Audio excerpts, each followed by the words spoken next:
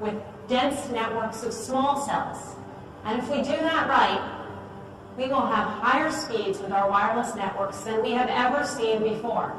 And I think that is what 5G is going to look like, and I think we need to get moving, because the rest of the world is already onto this.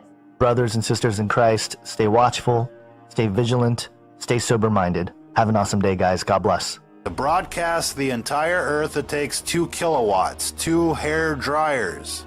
Now, a microwave oven uses 1,000 watts, or 1 kilowatt. Here's the damage 1 kilowatt can be done by somebody when they take a magnetron out of a microwave and turn it into a ray gun.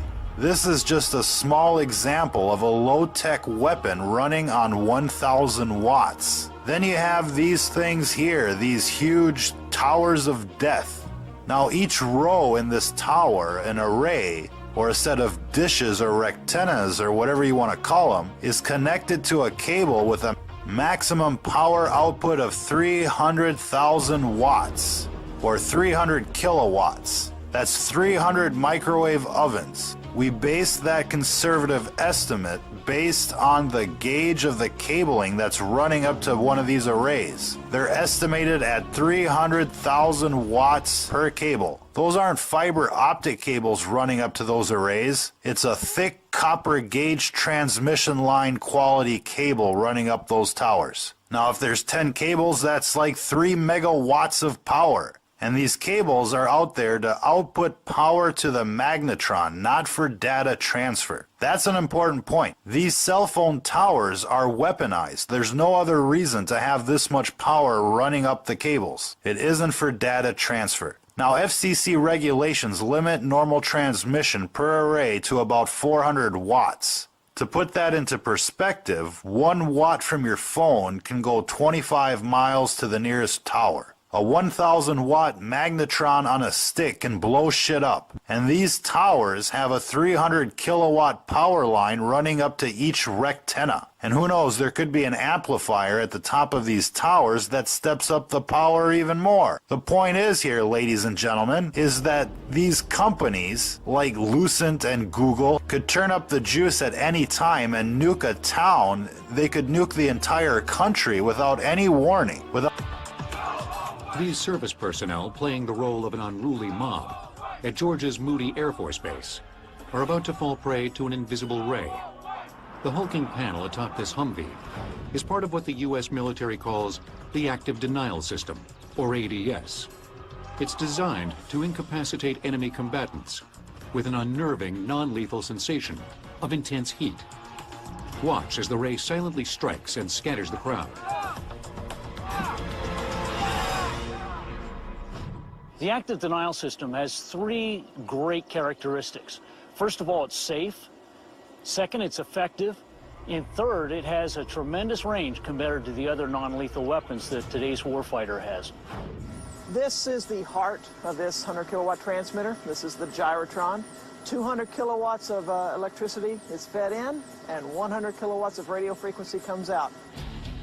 That millimeter wave energy comes out an aperture underneath the main reflector, hits the subreflector, which illuminates that main reflector and sends a roughly antenna-sized beam downrange. Those holes that you see in the antenna are for the cameras and other visual equipment that the operator uses so that he knows exactly where that beam is going. It's operated by a joystick. The operator looks into the console, sees exactly what that antenna is aimed at, moves the joystick left, antenna slews to the left, same way to the right. Then when there's an individual who's identified as a troublemaker, he has a cursor. He can put that cursor on that individual, pull the trigger that's on the joystick, and the energy is sent downrange at the speed of light. The electromagnetic radiation released by the active denial system is similar to the microwaves in your microwave oven, in that it causes the water molecules in the target to become excited and heat up. But that's where the similarity ends. The ADS is designed to heat only the very surface of the skin. It does this by outputting only the carefully chosen radio wave frequency of 95 gigahertz. Even though it can easily penetrate clothing, the ADS generates a much shorter and safer wavelength of radio waves, than those used in microwave ovens. The active denial system millimeter wave directed energy beam reaches 1/64th of an inch into human skin. So that is the outermost layer of the skin, roughly equivalent to about 3 sheets of notebook paper. It is essentially affecting the pain nerves in the outermost layer of the skin, heating them up and causing an immediate repel effect. Even these stoic servicemen, aware of what's about to happen, Engage. can't help but flinch when they feel the heat. This is the first time I've experienced the beam from the active denial system, and it feels like an intense warmth feeling, kind of similar to opening a very hot oven door, and it's a compelling feeling that you want to get out of the way of this beam. If you were not expecting this, it would definitely shock you and make you want to move.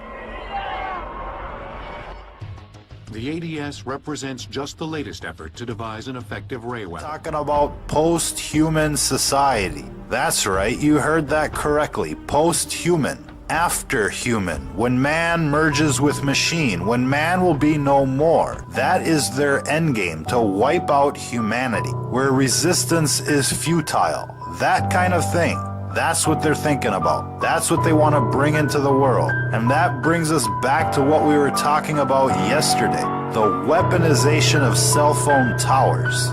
To recap that discussion, a cell phone tower is a giant microwave oven on a stick. Cell phone towers use a magnetron or an oscillator like a microwave oven to make microwaves. That's how they communicate. Radars use the very same technology. That part that's beaming into the dish is a magnetron, just like a microwave oven and just like a cell phone tower.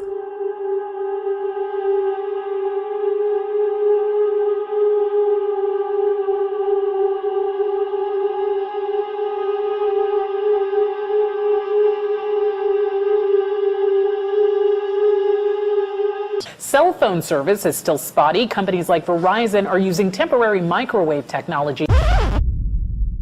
Companies like Verizon are using temporary microwave technology to help people connect. It's kind of interesting when cell phone tower workers are telling you that they have headaches, that they have brain cancer, that they have all these health issues throughout the day, where they get these headaches or